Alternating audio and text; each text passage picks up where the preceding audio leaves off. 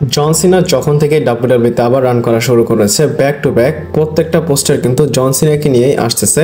এবং ডাব্লিউডাব্লিউ যে শো হবে সৌদি আরবিয়াতে নাইট অফ চ্যাম্পিয়ন, সেটার পোস্টার ডাব্লিউডাব্লিউ নিয়ে এসেছে। এবং এখানে আপনারা দেখতে পাচ্ছেন আমার এই ডিজাইনটা কিন্তু অনেক বেশি ভালো লেগেছে।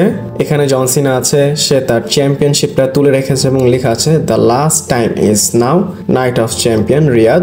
আর যারা ডাব্লিউডাব্লিউ পোস্টার দেখে অভ্যস্ত তারা কিন্তু বলবেন সবসময় কিন্তু আমরা ডাব্লিউডাব্লিউ সেন্টারেই দেখি, কিন্তু এইবার ডাব্লিউডাব্লিউ একটু সাইডে জন সিনাকে দিয়েছে। এটা তো বোঝাই যাচ্ছে জন সিনাকে নিয়ে ডাব্লিউডাব্লিউ একটু কাস্টমাইজ পোস্টার তৈরি করতে চেয়েছিল, এর জন্য এভাবে করেছে। আমার কিন্তু পোস্টারটা ভালো লেগেছে, আপনাদের কেমন লেগেছে অবশ্যই আমাকে কমেন্ট করে জানাবেন। এবং আপনাদের ইন্টারেস্টিং আরো একটা জিনিস বলি, সৌদি আরবিয়াতে নাইট অফ চ্যাম্পিয়ন হওয়ার আগে যে স্ম্যাকডাউনটা হবে জুনের 27 তারিখে, সেখানে কিন্তু জন সিনা থাকবে। আর আজকে অনেক আপডেট দেব, দেরি না করে চলুন শুরু করা যাক। Hello viewers, welcome to Rachel Bangla BD. প্রথমেই ডাব্লিউডাব্লিউ এবং এইডাব্লিউ এর বিষয় বলবো, তারা আবার হেড টু হেড যাচ্ছে। এইডাব্লিউ শো হবে অল ইন টেক্সাস, এটার ডেট হচ্ছে জুনের 12 তারিখ। এবং ঠিক এনএক্সটির গ্রেট আমেরিকান ব্যাশ, এটা জুলাইয়ের 12 তারিখে হবে। মানে এরা দুজন হেড টু হেড যাচ্ছে। এবং ডাব্লিউডাব্লিউ টিকেট সেলস যখন অ্যানাউন্স করেছে এখানে, মানে প্রি সেল একটা কোড দিতে হয় যদি আপনি বুকিং করতে চান, সেখানে তারা লিখেছে অল ডাব্লিউডাব্লিউই, মানে কোডটা দিয়েছে অল ডাব্লিউডাব্লিউই। আপনারা দেখেন অল ইলিট রেসলিং এইডাব্লিউ, তো ডাব্লিউডাব্লিউ কি করেছে অল ডাব্লিউডাব্লিউ কোড ইউজ করেছে। এবং ডাব্লিউডাব্লিউ এইডাব্লিউ কে বিট করার জন্য স্যাটারডে নাইট মেইন ইভেন্ট কিন্তু জুলাইয়ের 12 তারিখে দিয়েছে। আপনারা জুলাইয়ের 12 তারিখে আরেকটা স্যাটারডে নাইট মেইন ইভেন্ট দেখতে পারবেন। আর বলে দেই এই দুইটা শোর মানে ডাব্লিউডাব্লিউ গ্রেট আমেরিকান ব্যাশ এবং স্যাটারডে নাইট মেইন ইভেন্ট দুইটার ব্রডকাস্ট কিন্তু আলাদা আলাদা হবে। আপনারা যারা স্যাটারডে নাইট মেইন ইভেন্ট দেখতে চান আপনারা অবশ্যই ইউটিউবে ভিপিএন অন করবেন এবং ইউকে কান্ট্রি দিয়ে, মানে যেটা কানাডার, সেটা দিয়ে কিন্তু আপনারা দেখতে পারবেন স্যাটারডে নাইট মেইন ইভেন্ট। এরপরে বলবো আমরা যেটা ওয়েট করতেছিলাম রেসেলমেনিয়ার পর থেকে, ফাইনালি হয়তো সেই জিনিসটা দেখতে পারবো। আর এই জিনিসটা স্ম্যাকডাউনের শোতে হতে পারে, কারণ ডাব্লিউডাব্লিউ একসাথে জন সিনা এবং কোডি রোডসকে অ্যাডভার্টাইজ করেছে। এখানে শুধু অ্যাডভার্টাইজ না, তারা একটা সেগমেন্টের জন্য অ্যানাউন্সও করে দিয়েছে।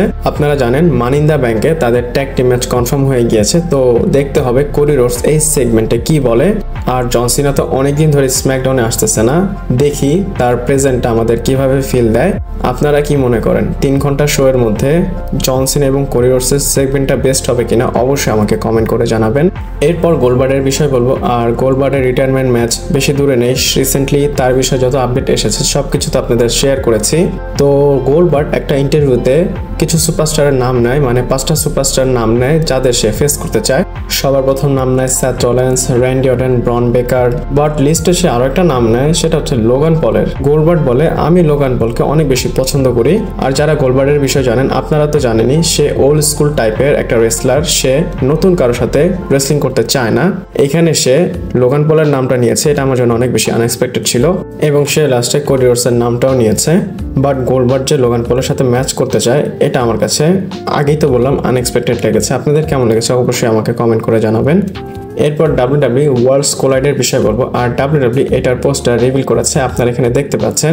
এবং এটা কিন্তু ওয়ার্ল্ডস কোলাইড এবং এই শোটা মেক্সিকোতে হবে। ডাব্লিউডাব্লিউ মেক্সিকোর যে AAA সেটা কিন্তু অ্যাকোয়ার্ড করে নিয়েছে, তো ইউটিউবে আপনারা এটা দেখতে পারবেন। আর এখানে কিন্তু চ্যাট গেবল ভার্সেস কিং এর ম্যাচ হবে। আর এই পোস্টারে যাদেরকে দেখছেন সবাই কিন্তু মেক্সিকান রেসলার। আর এটা AAA নিজেই পোস্ট করে দিয়েছে এবং আপনারা এটার জন্য হাইপ হয়ে যান। এখানে কিন্তু খুব ভালো ভালো ম্যাচ হবে। এরপর কোডি রোডসের বিষয় বলবো। আর Cody Rhodes Saturday Night Main ইভেন্টে রিটার্ন করেছে, তো তার রিটার্নটা ডাব্লিউডাব্লিউ কে সোশ্যাল মিডিয়াতে ভালো নাম্বার এনে দিয়েছে। এখানে আপনারা দেখতে পাচ্ছেন Cody Rhodes return last night on Saturday Night Main Event has already garnered over 35 million views in just 15 hour across of all ডাব্লিউডাব্লিউ's সোশ্যাল প্ল্যাটফর্ম। আর দেখেন 15 ঘন্টায় ডাব্লিউডাব্লিউ 35 মিলিয়ন ভিউ নিয়ে এসেছে শুধু কোডি রোডসের রিটার্নে। আমার তো মনে হয় এখন 50 মিলিয়ন ভিউ চলে এসেছে। আমি তো চেয়েছিলাম কোডি রোডস 50 মিলিয়নের উপরে ক্রস করবে যেমনটা রোমান রেন্স করে, বাট সে করতে পারলো না। দেখি রোমান রেন্সের রিটার্নে কেমন ভিউ আসে। এরপর সিএম পাঙ্ক এবং স্যামি জেনের বিষয় বলবো। আর অবশ্যই এই জিনিসটা আমার কভার করা উচিত। আপনারা যদি এই জিনিসটা নোটিস না করেন আপনাদের বলে দেই, স্যামি জেন এবং সিএম পাঙ্কের রিং গিয়ারটা কিন্তু একটু অন্যরকম ছিল।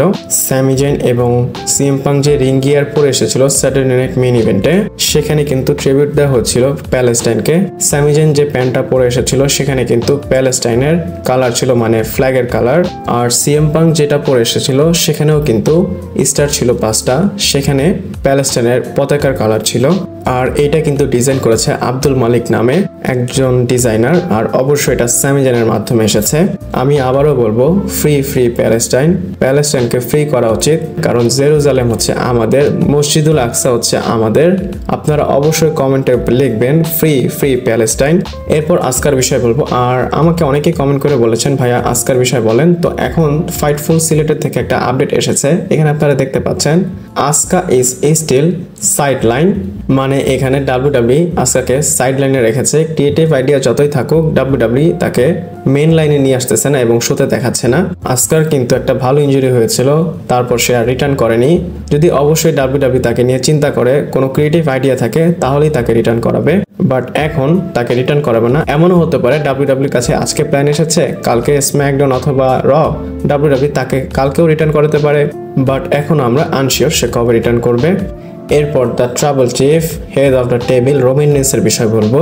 আর আপনারা যারা রোমান রিন্সের জন্য ওয়েট করতেছেন, হয়তো আপনাদের ওয়েটটা একটু কমতে পারে, আর খুব তাড়াতাড়ি রোমান রিন্সকে আপনারা দেখতে পারবেন।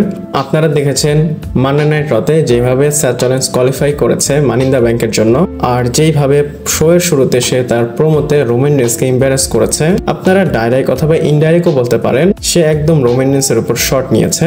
আর এগুলোই ডাব্লিউডাব্লিউ ইচ্ছা করেছে যেন একটা সেট আপ করতে পারে রোমান রিন্সের রিটার্ন।